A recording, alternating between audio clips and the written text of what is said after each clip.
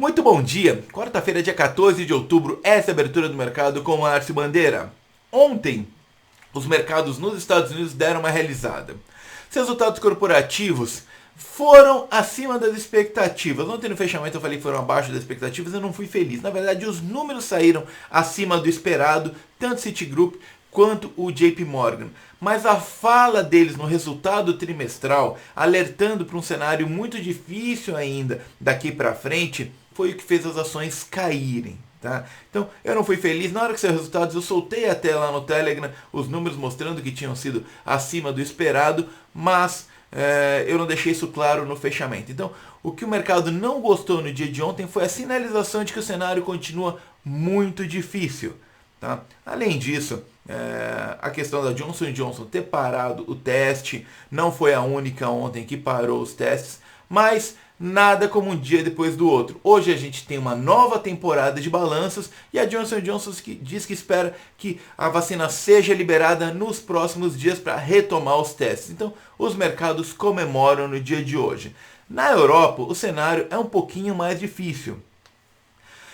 A produção industrial subiu 0,7% em agosto, como esperado, mas essa expectativa de um novo lockdown no Reino Unido, esse aumento no número de casos praticamente na Europa inteira, segura as bolsas, segura o desempenho das bolsas. Tem a questão do Brexit também, que é outra variável que o mercado não gosta. Então, diferente dos Estados Unidos, que o mercado olha e vê, deve ter um novo boom, seja com um novo pacote, que deve sair, na pior das hipóteses, depois da eleição. E como eu comentei, o mercado não tem mais medo do Biden. Seja Trump, seja Biden, deve ter um novo pacote depois das eleições. Tá?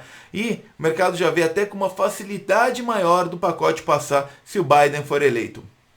Ou seja via a nova vacina, que está para ser liberada. São 11 empresas aí na fase 3. Então, seja da vacina, seja do novo pacote de incentivo, a gente deve ter um novo rally no mercado norte-americano e os investidores estão se posicionando para isso. Na Europa o cenário ainda é muito indefinido.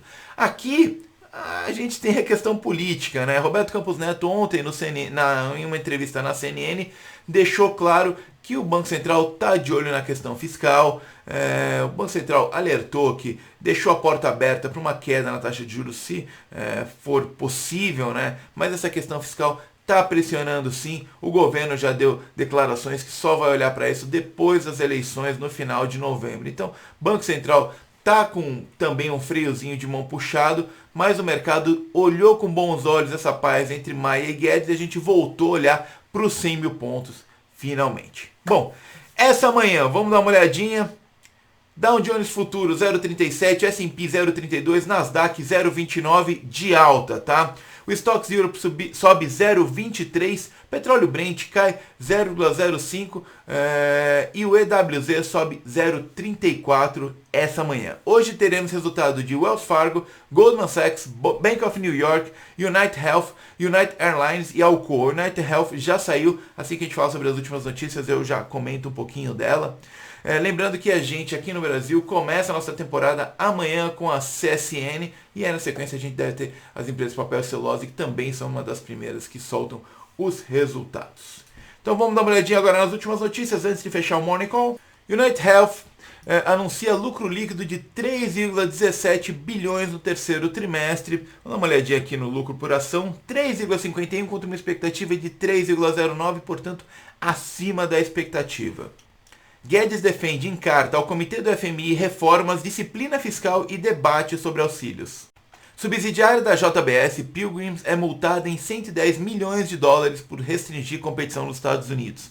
JBS está difícil, né? Soltou aquele resultado espetacular, muita gente gabaritada no mercado alerta aí sobre a qualidade do ativo e de como ela está desvalorizada perante aí os resultados que tem entregando e as margens que tem conseguido, mas o papel realmente não deslancha, né? Parece setor bancário.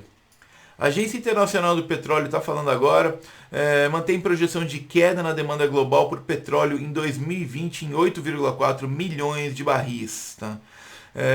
Em cumprimento ao acordo OPEP, setembro ficou 103% do que foi acordado. Ela soltou uma série de notícias aqui, eu vou colocar lá no Telegram todas, mas aí condiz, reflete só no preço do petróleo. Tá? Petrobras confirma a precificação de emissão de 1 bilhão na reabertura da temporada de bonds para 2031. Não tem a ver com o mercado. O procurador da República afirma que o André do Rap do PCC não voltou para a prisão, então temos que ir atrás dele novamente. Isso daí foi inacreditável, essa decisão do Supremo. E finalizando, a B3 divulgou alteração no horário a partir do dia 3 de novembro, também coloquei lá no Telegram.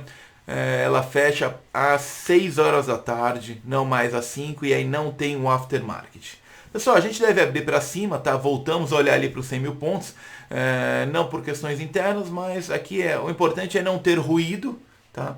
A gente já está no horizonte que essa questão fiscal foi postergada, infelizmente, para depois das eleições, então a gente começa a olhar, voltar com mais atenção para o mercado lá de fora. Então, que está subindo na expectativa aí da vacina ou do pacote trilionário, tá? Não teve fala, pelo menos não saiu nada para a imprensa sobre conversas entre republicanos e democratas novamente no dia de ontem. Enfim, o mercado está para cima, a gente deve abrir com viés positivo, espero que com fechamento também positivo, tá? Bom dia, bons negócios e saúde a todos. Um abraço.